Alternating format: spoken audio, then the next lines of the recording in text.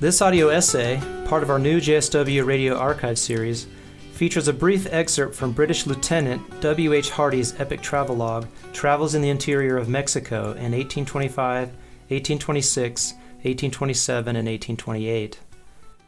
Harvey landed a commission by the General Pearl and Coral Fishery Association of England to explore the Gulf of California and secure concessions from the newly independent Mexican government.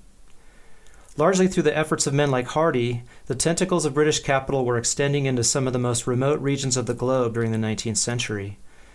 In the case of Mexico, British investment would in some places profoundly transform landscapes and alter the trajectory of people's lives. Harvey was both a keen observer and horribly malinformed, producing important descriptions and maps, but also making many errors that reflect his poor grasp of the Spanish language and the air of cultural superiority and racism that one might expect in such travelogues of the day. We pick up the thread of Harvey's adventure as he is returning to the port of Guaymas in July 1826, following a long sojourn across Sonora while he awaited the arrival of one of his sailing vessels, the Wolf, which would take him and his crew across the Gulf of California to the Baja Peninsula. His other ship was the Bruja, which Harvey liked to call the Sea Witch. Harvey's trip across Sonora took him to Pitic, today's Hermosillo, the capital of Sonora, up the Rio Sonora to Ures, south to Alamos and El Fuerte, and then back to Guaymas through the territory of the Yaquis, or Yoemem, as they refer to themselves. At that time, the Yoemem were defending their ancestral territory from non-indigenous advances, and Harvey describes a harrowing journey back to Guaymas, moving through their lands on muleback, with little more than pitaya cactus fruit to sustain him and with very little water to drink. Travels in the Interior of Mexico is a fascinating account of northwest Mexico and a pivotal moment in this very young nation's history. You can find it online, as well as a version of it published by a Rio Grande Press in 1977, which includes an introduction by the late Borderlands historian David J. Weber. Enjoy!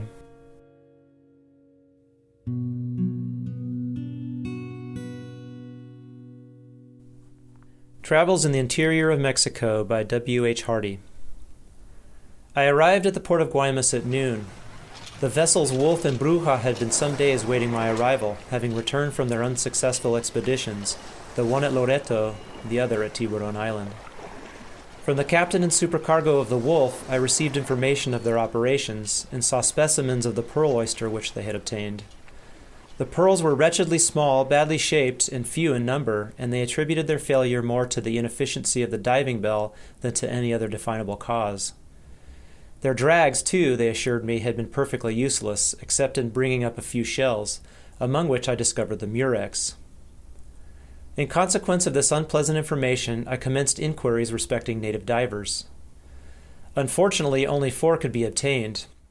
I may here observe that the only efficient divers are those of the Yaqui nation, and as they were all engaged in the revolution, none were to be had upon any terms except the 4 alluded to, who probably, if they had been good for anything, would have already joined their brethren. A difficulty had arisen in consequence of the Bruja, which bore the Mexican flag, being commanded by an Englishman, as the statute expressly says that the captain and 2/3 of the crew are to be Mexicans. This is an absurd regulation, nor can it at present be acted upon, as the only seamen to be obtained are Indians from the Manila Islands, who happen occasionally to be discharged from merchantmen arriving from that port. And so convinced has the Mexican government become of the injustice of obliging ship owners to give the command of their vessels, if they bear the national flag, to people incompetent to navigate them, that they have lately issued an order in council, with the consent of the General Congress, that foreigners may be allowed to command Mexican vessels, provided an efficient Mexican captain cannot be obtained. Of this order, however, Senor Pesqueira, the commandant, pleaded ignorance, and said his duty obliged him to detain the Bruja in port. I was surprised at his objecting on this ground to her sailing now, inasmuch as he had made no difficulty on that account when she left on her first expedition. But fortunately I had received official information respecting the order in question, and showed it to the commandant, who looked rather astonished, and was then obliged to acknowledge that he had heard of it before. I found the Bruja in a wretched state for sea service. Her sails could not resist a fresh breeze, and she was unprovided with cables and anchors, notwithstanding the directions I had left relative to her complete equipment. Getting her ready for sea occupied us until the 10th, on which day I made arrangements for sailing in the Wolf. On the night previous to this day, however, the approach of the Yaquis was so positively affirmed that a deputation consisting of the alcalde, commandant, and others personally waited upon me to petition in the name of heaven and all the saints that I would delay my departure for a day or two, as the presence of the vessels would be their only protection in case a general massacre were attempted by the Yaquis. Feeling it to be my duty to succor the people in such distress, and that by a compliance with the solicitation made by the most important personages in the port, I should gain so many additional friends for the Pearl and Coral Company, I consented to remain for 2 or 3 days longer.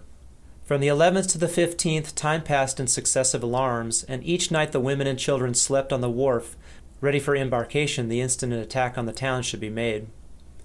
During these days of general panic, junta after junta assembled without once coming to a resolution. Deputations every instant passed each other on the road from the port to the rancho and from the rancho to the port, praying for assistance, which both wanted and neither had to bestow. Horsemen and women and children on foot momentarily arrived with precipitation, having left their clothes behind them, not less on account of their fright than from reflecting that the divided counsels of the rancho were no guarantee for safety. The commandant of the rancho had taken up a station halfway between it and the nearest Yaqui town, with a respectable force and a field piece. But early on the morning of the 14th, he came galloping into the rancho as hard as his horse could carry him, followed at a distance by all his troop. It appears that during the previous night the Indians had surrounded the picket, concealing themselves among the bushes and reeds, and instead of attacking them in the usual way of warfare, used only the weapons of menace and satire, which they managed with such ready wit and address that the commandant and his brave companions, thinking their situation no longer a safe one, commenced a rapid and confused flight. They had, however, previously thrown their cannon into a ditch, that it might not detain them on their retreat or fall into the enemy's hands, which it must have done if it had been left above ground.